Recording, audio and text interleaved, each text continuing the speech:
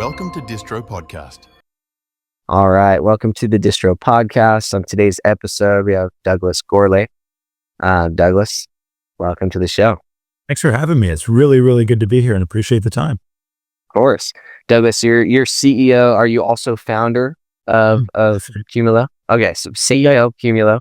The company's been around for over 10 years, shipping product over 1,000 customers. I am pleased to have been here just over 4 months and have not been fired yet. There you go. That's a good sign. Well, we appreciate your time and look forward to getting to know you more. So, this is about you. So we'd love to dive in, have you share about your background and any experiences you've had and ultimately your journey along the way of getting to where you're at now with Cumulo. Oh, how long do you have?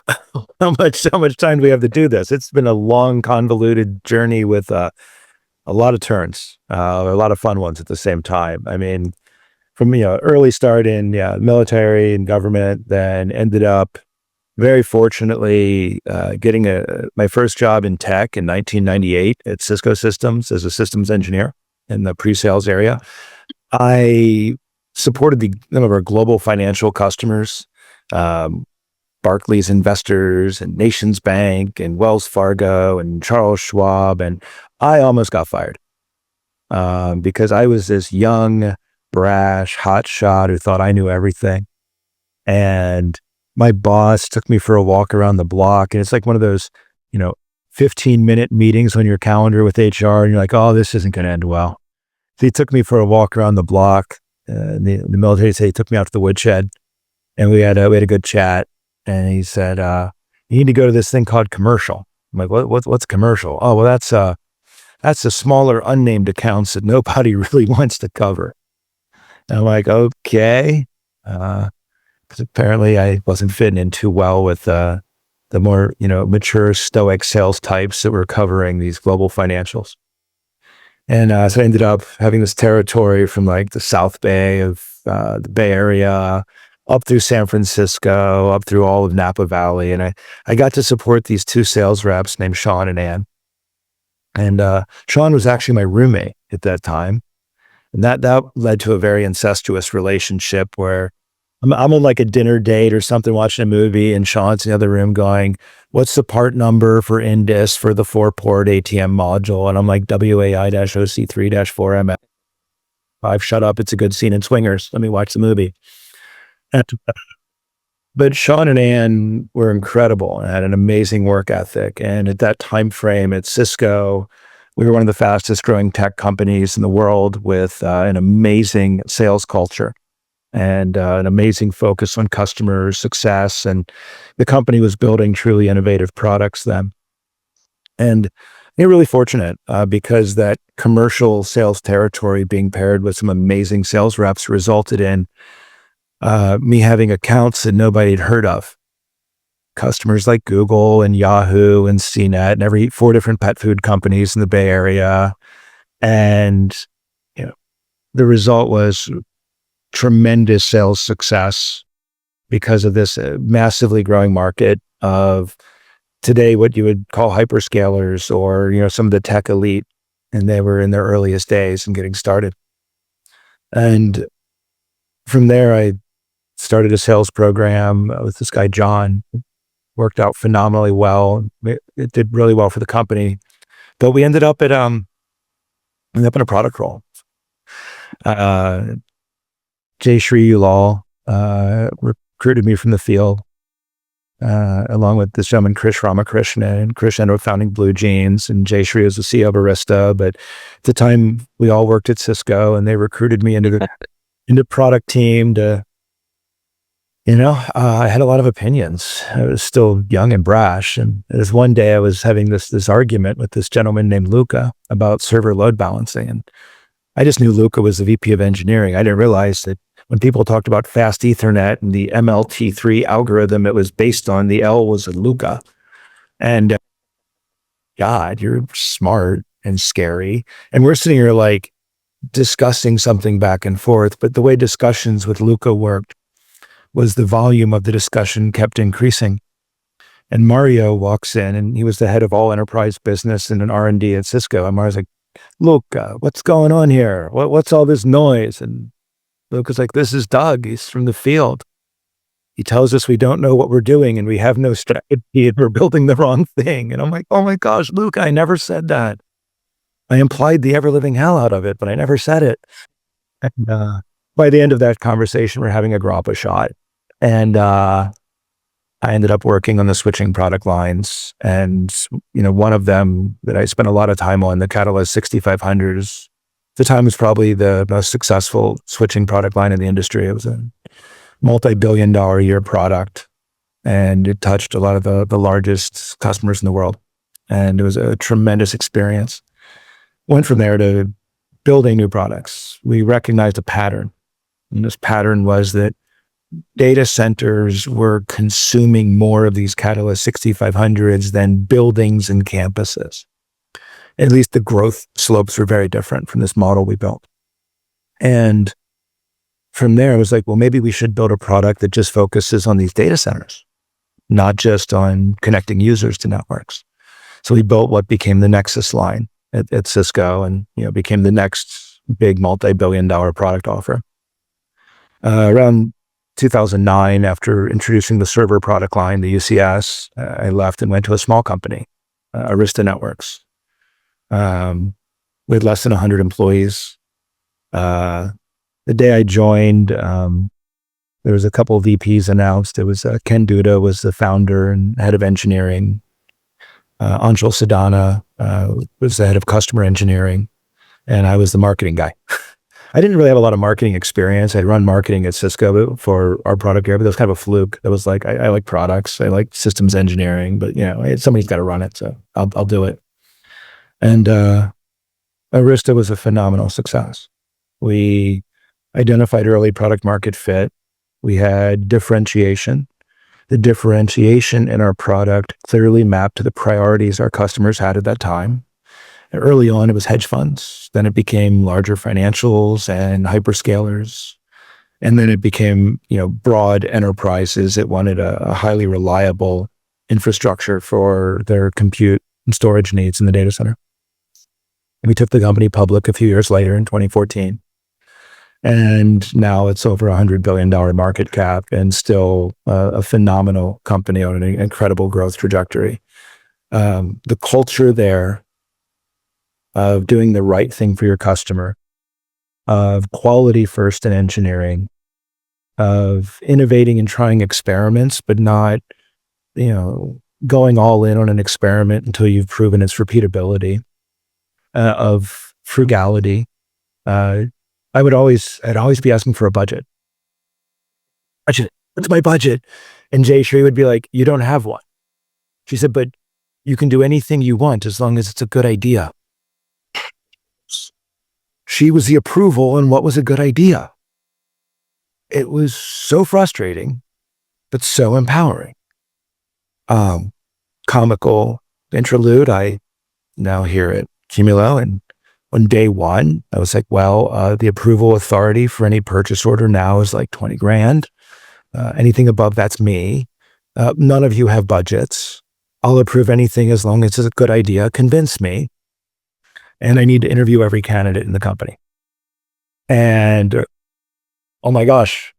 So, I find myself day in, day out channeling great things I saw John Chambers do and how he engaged with customers. Amazing operational savvy that I watched Jayshree execute at Arista. The culture of quality that Ken Duda brought, the ability to see where the market and technologies were going from Andy Bechtolsheim. I've been really, really blessed in my career to be surrounded by titans of industry that have incredibly well-earned reputations for greatness. It's not just that they've got a reputation they've earned it. And to be able to understudy some of truly the best in the world at the things they do has been, it's made my job now, maybe not easier. It's made my job achievable. And I joined this company, Cumulo, 4 months ago. Why? I know that's the usual question. I wanted a new challenge.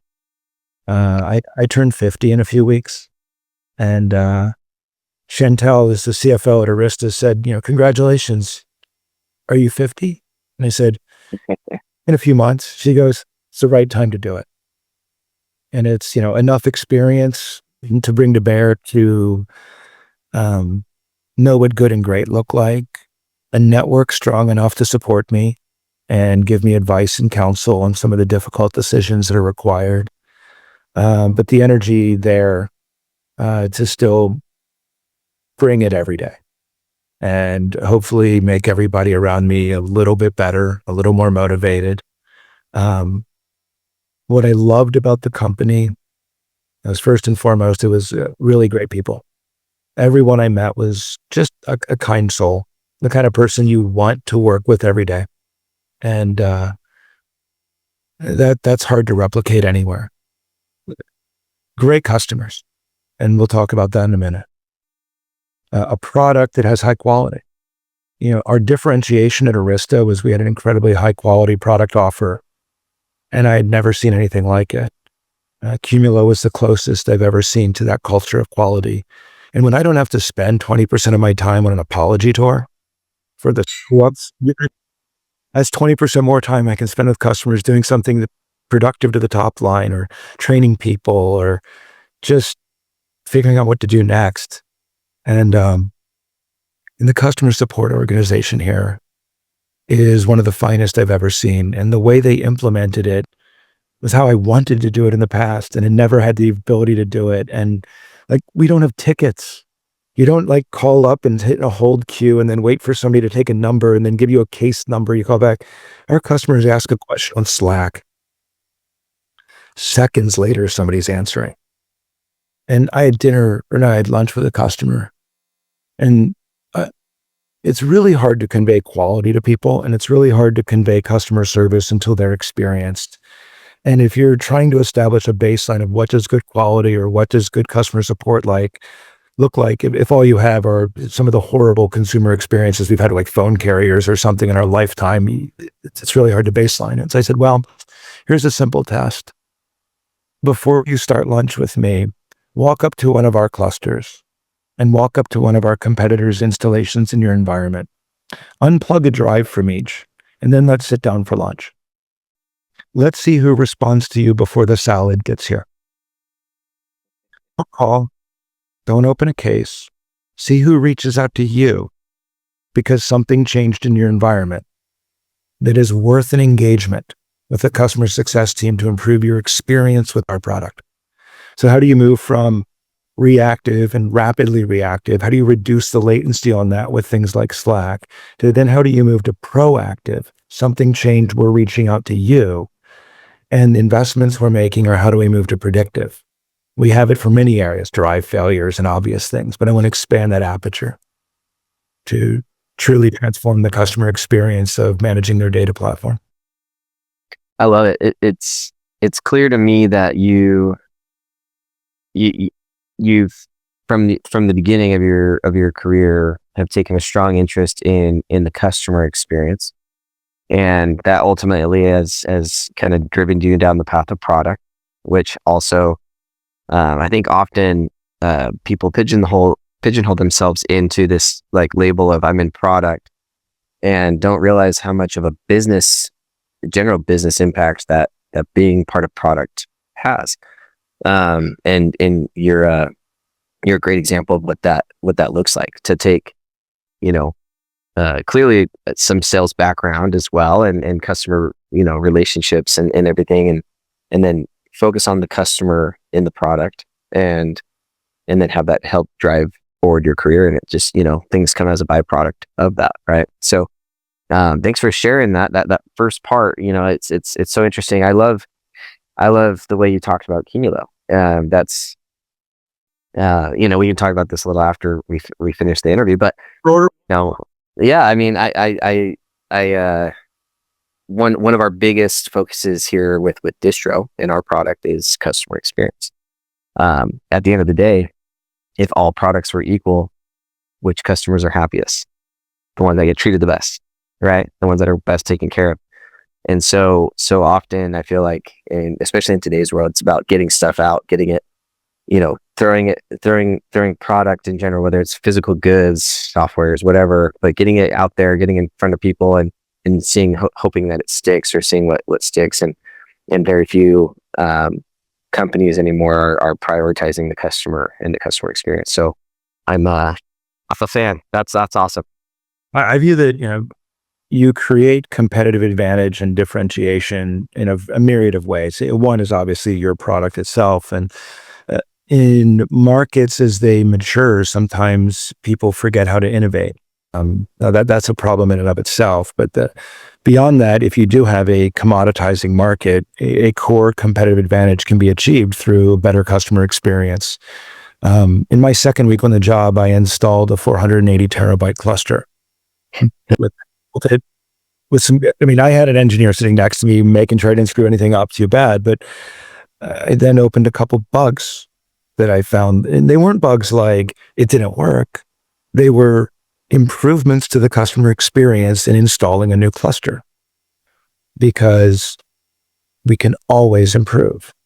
Status quo should never be the norm, right? It is. And we have to change the status quo if we're going to improve. And that this is in all aspects of our business, from how we do revenue operations, to how we provide customer support, to how we develop product, to how we sell it and market it. And if you fall back on status quo as your reason to not change, I had a sergeant major once in the Army say, if you don't like change, wait till you try irrelevancy. And it's a really good point. So we should always be challenging the status quo. Now, you may find in challenging it that you are best in class, and then challenge it somewhere else, right? That I love that, and I think it's. I have a very strong feeling. You kind of touched on it a minute ago, but often the way, like you said, a product can distinguish itself on its own. That's great with its function or feature set or whatever it is. However, there's always going to be competition, 9 times out of 10, or more, 9.9 times out of 10. And so, if not because you're massively differentiated, there will be, because somebody's going to be a fast follower, right? Always. Yeah. Follow Uber, right? That Avis is going to follow Hertz. It's going to happen every time. Every time. And so what I've found, and you touched on this, is that prioritizing customer experience and quality is not something that just is like, you don't just hire for that. It's something that you instill in a culture. And often, a culture, you bring people in that mutually care about that concept, or that objective, or that core value. And therefore, over time, that culture builds and grows within itself. And so it sounds like Cumulo has had that as a culture internally with its team members and throughout the organization. How accurate is that assumption based off what I'm hearing? Pretty accurate. I think the first cultural principle here was, I'll simplify it down to don't hire assholes. And if you feel about that, get them out of your organization quickly, it's hard, right? You could have a salesperson who could be your top performing salesperson in the company, but if they're actually toxic to everyone around them, are they pulling everyone around them down? Or are they creating a result in you getting and only retaining B and C players because this person is ruining the experience for them? And those are some of the hardest decisions a business leader has to make, is, do I prioritize the organization or the person? And, what do I do to improve efficiency in a way that isn't so hyper optimizing on efficiency that I'm compromising, my people and the culture and team building, right? All of these things matter. This is a company that was founded around saying, let's build a better file system. And, but what does that mean? My dad asked me the other weekend, like, what does your company do? And it's a really good question. How do you explain to your 70-something-year-old father what your company does? I'm like, well, that I could sit here and go, well, we build large-scale clustered file systems using erasure-coded models to durably protect your data, and then connect users to it and stream the data to machines for AI processing and users for hosting their home directories. And you're like, I mean, my dad worked at AT&T and Western Electric and Lucent Technologies. He's a smart guy. I don't think I'd be able to connect with my father if I told him that. So instead, I told him what one of our customers said to us. It was therapeutics, pharmaceutical manufacturer. And we're largely in a research phase right now. They said, well, we're storing the cure for cancer on our Cumulo cluster. Now we're running our models to find it. I had a media effects company tell me that every major animated character you've seen in the last 5 years was built on top of a Cumulo cluster. Right? We're enabling the next generation to still watch the movie in its original source. Or I had a supercomputing center, the second largest recipient of grant dollars, say, we're building 3D models of the human brain to track the sources of degenerative neural diseases, ALS, dementia, Parkinson's. And, I have a family member dealing with all of the things we've just talked about, whether it's their kids watching the Minions, or, one of them is suffering some of the degenerative neural diseases, and other who are cancer survivors. And when you understand that your company is building products that make those things better, easier, faster, if you lose the data that was holding that, that's invaluable. There's no price tag on it. Yeah, I could lose a movie for one of our customers, and that's a $1.5 billion cost. But if you lose that pharmaceutical cure, that's unconscionable. And that's a charter the company was built on, to curate and care for our customers' data with that level of fidelity. Yeah, that's there's some, I'm sure, internalizing that for you helped make this decision to join, Cumulo even more so, but no brainer. It would for me, when it's funny. I think often, we hear the phrase like, if you do what you love, you're not working, like follow your passion. Anyone can be successful. And I think often we misconstrue that with like, okay, well then I'm going to be an NBA superstar, or I'm going to be, whatever. And not to say that you can't, right? Like, of course people are doing it, but often, I think it's, what is it that you're contributing to? What impact do you want to be making? And, I'm a firm believer in following that model. And it sounds like something that you're doing as well. So let's talk about Cumulo a little bit more within the organization itself, like the team dynamics. Like how many people do you guys have? And are you guys on a distributed team model, or is it everyone in the Seattle area? What does that look like? Sure. We're just under 300 employees, bouncing on that number. Field sales organization is obviously very distributed. The goal there is, be close to your customer, right? Be geographically proximate. There's still nothing better than a handshake or a shared IPA or whatever to be able to build a relationship, to earn the trust and confidence of a customer to trust you with the type of data that we're hosting. And the sales team, the customer success teams, they're largely distributed organizations. The bulk of our engineering is here in the Seattle area, because there's a core process we have that relies on it's the data mover. It's the thing that deals with incoming client requests for data or machine requests for data, serves them up, writes it to across this clustered storage platform, writes it into the public clouds, and connects it all up. There's a core element of that is a very, well, I'll say this, software development is an incredibly intimate activity, requiring multiple people to work together in collaborating and writing something where if one person makes a mistake, it could massively impact the others. And when you're dealing with something that has this level of integrity required with it and mistakes are intolerable, that core process that we build, that team, I certainly, my CTO, Karan, was adamant, wants to keep it the best people possible, right-sized, working closely together. And they do that. So they're largely, that team is, I don't say largely, is almost all here in Seattle. Now, you get those silver bullet hires that 10x developer, whatever term people want to use for it. There is incredible talent in this world, and if that person graces our doorstep, I don't care where they work, live, play, I want them on our team. And at the same time, I've had conversations with Karan and Ted, our VP of engineering, about I don't even want to call them second order functions, like our management platform. It's critical to our customers, but Seattle's a difficult jobs market. I have competitors for talent here that are household names of Amazon, Microsoft, Starbucks,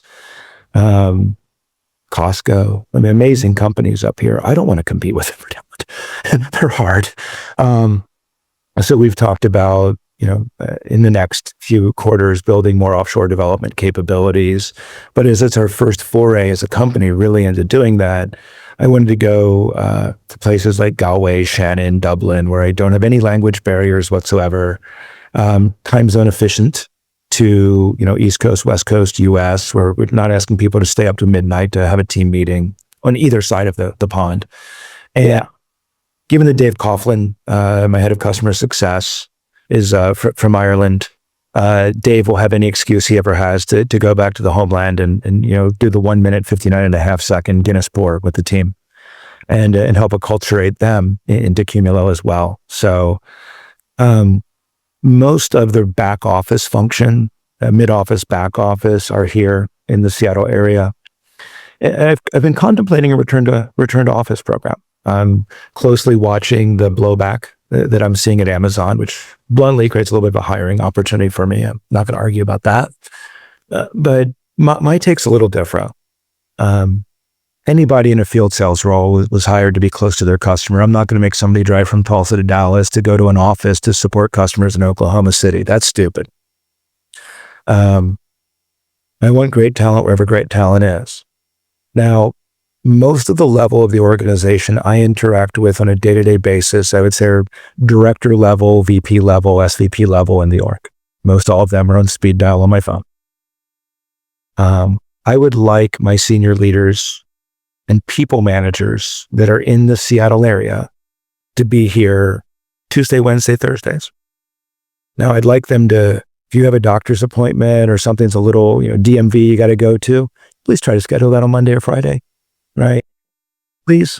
I'm not just going to hold fast. Nobody's going to get fired over it, but you should try.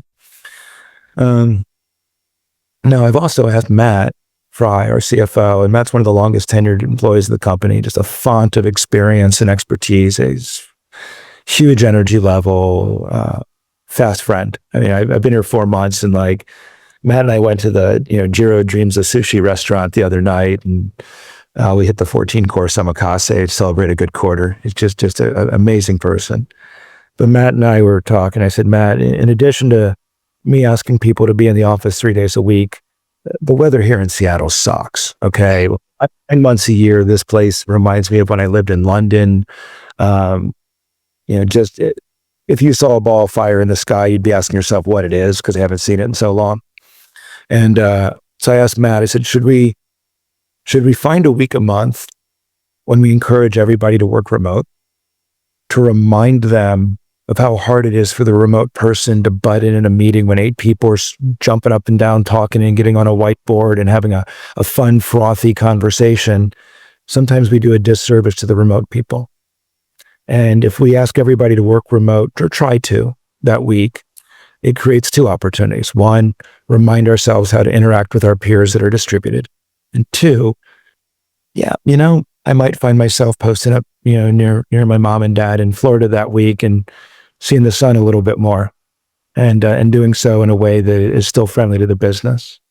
So, trying to find a balanced approach to return to work that understands that people have senior care, people have child care.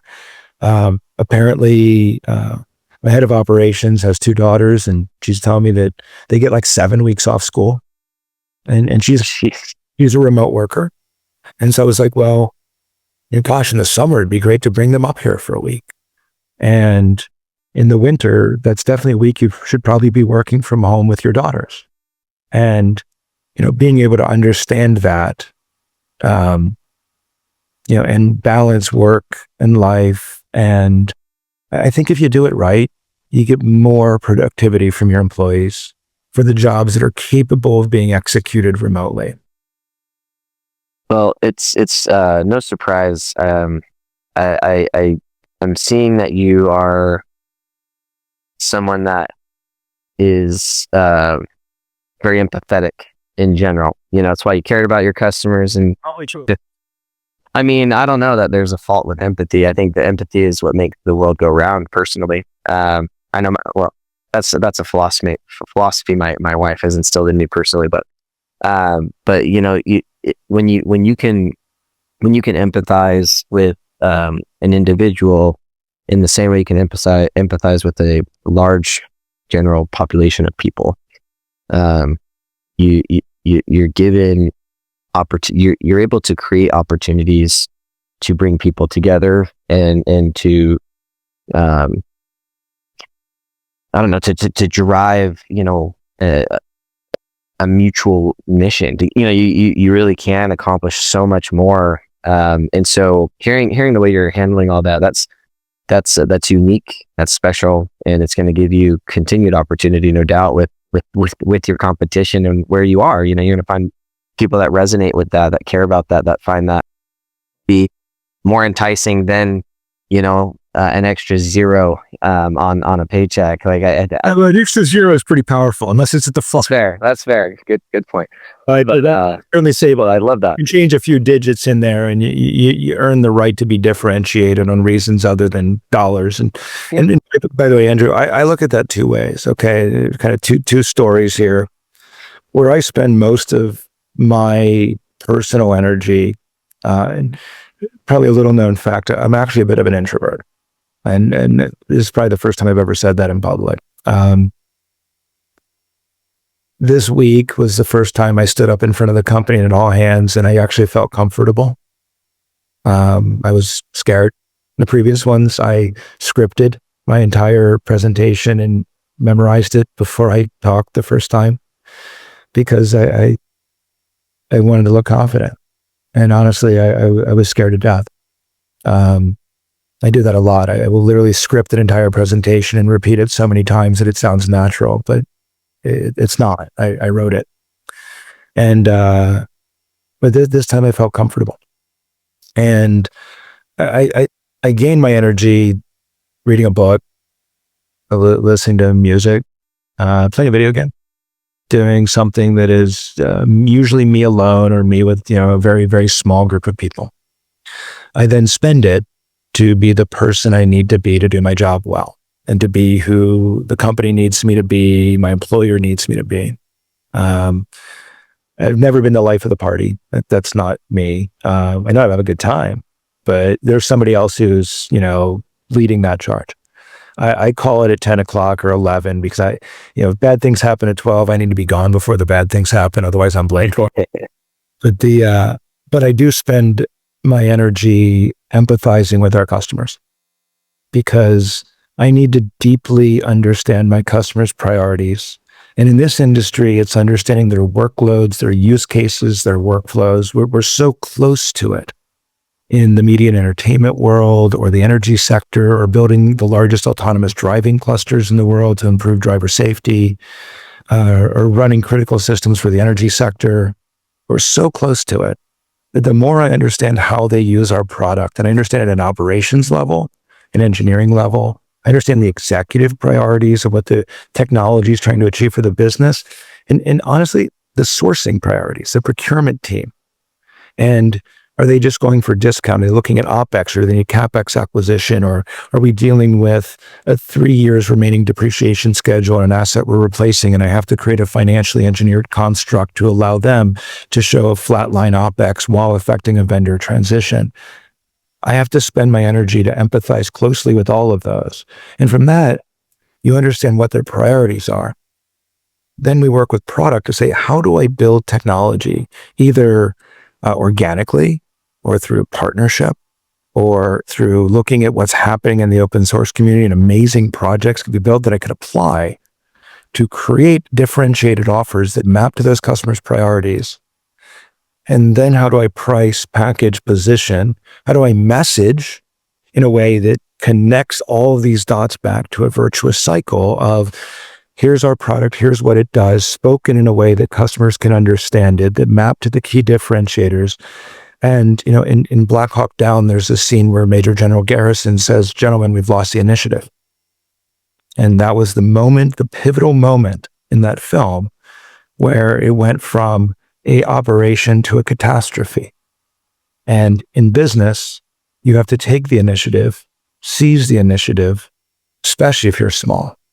You have to redefine the playing field in your parameters, bring your technology, your differentiation, your capabilities to the client, force your competition to react to you. And in doing that, you're then reshaping the battlefield in the way you want it. Then you're able to not be, let's discount and be the cheapest thing out there and win the business. You've earned the right to that extra zero. You've earned the right to a 20 to 30% premium, because what you're doing matters. And it matters to the person who you've empathized with, and you know how to communicate it to them because you basically have walked a day or a lifetime in their shoes. And I always like to ask questions of my incumbents, the champions of them in our accounts. Name a feature RenderX built in the last decade that made your job easier, that wasn't designed to pad their bottom line. And when they can't answer that, they've chosen us. I have no doubt that you have a great NPS score. Over 8 of 5. It's best in class in our industry. Love it. I'm a huge fan. Douglas, I think you've got some awesome. You have a great outlook. There's no. It makes sense why you've had such great successes in your career, and that. I mean, I have no doubt that that Cumulo is going to turn into something great. Your people are fortunate, and I'm sure you feel fortunate to be with the people. I am fortunate to be here. I'm fortunate to work with a team that lets me have this conversation with the assurance that the audacious claims I can occasionally make about product capabilities get fulfilled, delivered, and become real. I mean, there was a joke once, VJ, Ken, and Bob on my team at Cisco made, that they said they rewrote our great engineering methodology, the process of how we build product. Step 1, go find out what Doug told the customers it's going to do. Step 2, reset all their expectations. I'm like, thanks guys, really appreciate it. But it was, we were inventing things. We were creating new capabilities, and having a team that can understand that, we don't lose the art of invention. We systematize the art of invention into building amazing capabilities that delight our customers. And if you do that every day, to your point, then the job is fun. Then you're creating new things that have never existed before. And then you're differentiating your company and your product. And I have a team that helps me do that every day, and it makes it an amazing place to be. I love it. Well, I appreciate it. I know we're a little over time, but I'm impressed. I'm excited to see what you guys continue to do. You've shared some great insight, and I think everyone that listens to this is going to be a little bit better for it. So we'll go ahead and we can wrap up there. But for anyone listening in, Douglas Gourlay, CEO of Cumulo, look them up, find out what they're up to, and excited to see how things continue to grow for you guys.